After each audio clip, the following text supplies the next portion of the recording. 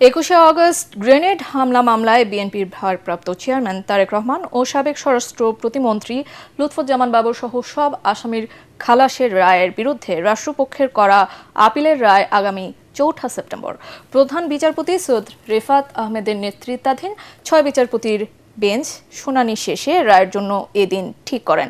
চলতি বছরের 12ই জানুয়ারি 21শে August grenade হামলা মামলায় তারেক রহমান ও লুৎফুজ্জামান বাবর সহ সব আসামিকে খালাস দেয় হাইকোর্ট। ওই রায়ে বলা হয়েছিল যে অভিযোগপত্রের ভিত্তিতে নিম্ন আদালত বিচার করেছিল তা আইনগতভাবে গ্রহণযোগ্য ছিল না। 2018 সালের 10ই অক্টোবর 21শে আগস্ট গ্রেনেড হামলা ও হত্যা মামলায় সাবেক স্বরাষ্ট্র প্রতিমন্ত্রী লুৎফুজ্জামান বাবর, সাবেক উপমন্ত্রী আব্দুস সালাম পিন্টু সহ 19 জনকে ফাঁসি এবং বিএনপির ভারপ্রাপ্ত চেয়ারম্যান তারেক রহমান, খালেদা জিয়ার রাজনৈতিক সচিব হারিস চৌধুরী, বিএনপি নেতা কাজী শাহ মোফাজ্জল হোসেন কায়কোবাদ সহ 19 জনকে যাবজ্জীবন কারাদণ্ড দেয় বিচারিক আদালত।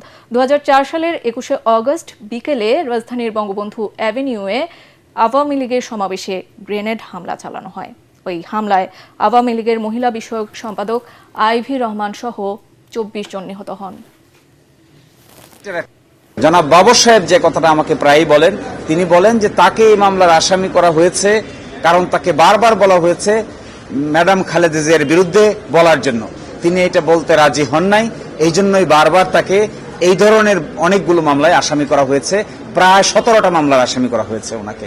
ফলে আমরা এক্সপেক্ট করি 4 সেপ্টেম্বর সকলেই বেকসুর খালাস পাবেন এবং জনাব তারেক রহমান সহ সকলেই যদি খালাস পান তাহলেই এখানে সত্যিকার অর্থে ন্যায় বিচার প্রতিষ্ঠিত হবে বলে আমরা মনে করি।